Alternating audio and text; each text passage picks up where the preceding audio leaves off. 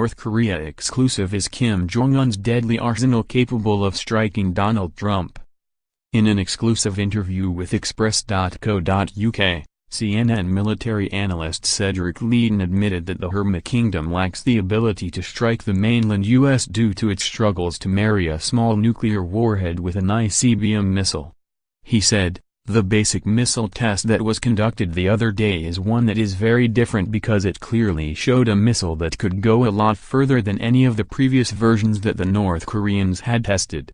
It basically reached an altitude of almost 4,500 kilometers. That puts it at about 10 times higher than the orbit that the International Space Station is flying, and really it's higher than many satellites would be flying, so it has some significant issues that are brought about by this." Even though North Korea seems to be saying that it did have a warhead on this particular missile, there is no other indication in terms of radiation, in terms of telemetry, or in terms of every other measure that we know about that they, in fact, did have a warhead on there. If the Hwasong-15 had a warhead on it that was nuclear capable, and one would have to assume that they would be miniaturizing that warhead, that would obviously be a drag on the missile and its ability to fly, and the weight of something like that could adversely affect the range. So it could be a considerably shorter range that could potentially remove it from being able to threaten the United States directly. It may still affect outlying parts of the United States such as the territory of Guam or the state of Hawaii. But for the continental part of the United States, it may not pose as much of a threat as many people believe right now. Most assessments here in the U.S. are that the North Koreans have not quite been able to marry the small nuclear warhead with the ICBM such as the Hwasong-15. Mr. Leighton discussed the hypothesis from South Korea's Minister of Reunification, who claimed that rapidly accelerating military program from the rogue state could allow it to strike the mainland U.S. by the mid-part of 2018.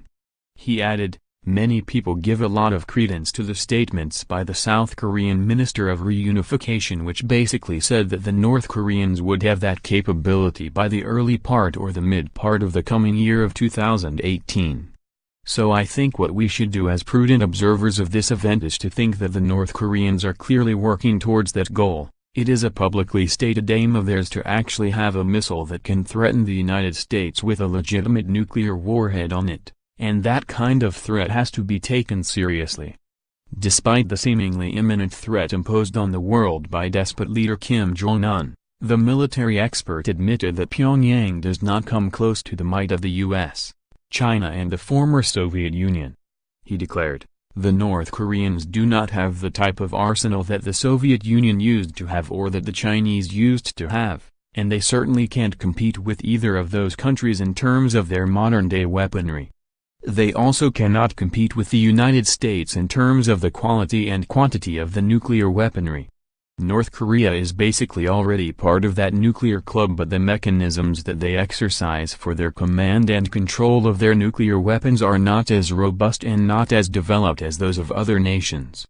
After the rogue nation tested their most powerful missile yet, there were rumors that the test came as no surprise to South Korea that immediately retaliated with their own launch. Mr. Leighton confirmed that Asian nations, as well as the U.S., had received reports of an impending provocation from the Hermit Kingdom.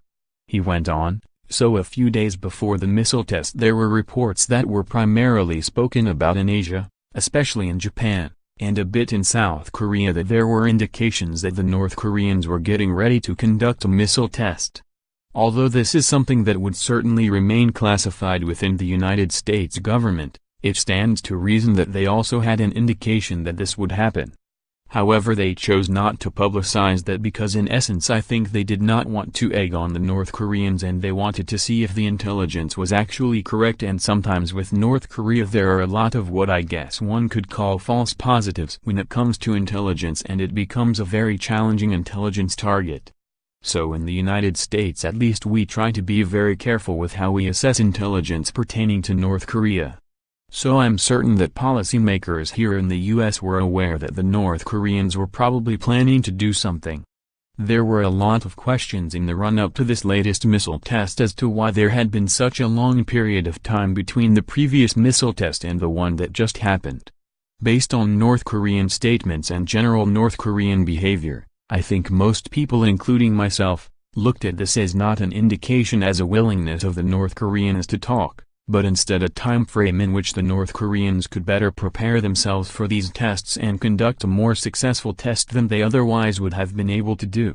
After the sixth missile test from the Hermit Kingdom, Japan not only threatened to shoot down further missiles that Prime Minister Shinzo Abe believed posed a danger to Japan, but his aggressive rhetoric against Kim Jong-un appeared to have shifted another gear after his meeting with Donald Trump. The military analyst believes Mr. Abe's threats could account for this week's missile trajectory. Mr. Leighton stated, "I think it's a very likely scenario that Prime Minister Abe's rhetoric in relation to North Korea have been a factor in not only the way in which North Korea launched the missile but also the way in which they timed that launch. I think the way in which the Japanese are reacting to North Korea provocations makes it very clear that they were intent on shooting down the next missile that flew over their territory. So the North Koreans, I think wisely, decided to demonstrate their capability but to do it in such a way that would keep the missile from flying over Japanese territory. According to the Japanese, they violated their exclusive economic zone, but that's not the same from an international law standpoint as either violating either the territorial waters of a country or the actual landmass of a country. So in this case the North Koreans kind of went up to the edge to let it be known that they have the capability without actually making a supreme provocation such as a direct overflight of the country of Japan.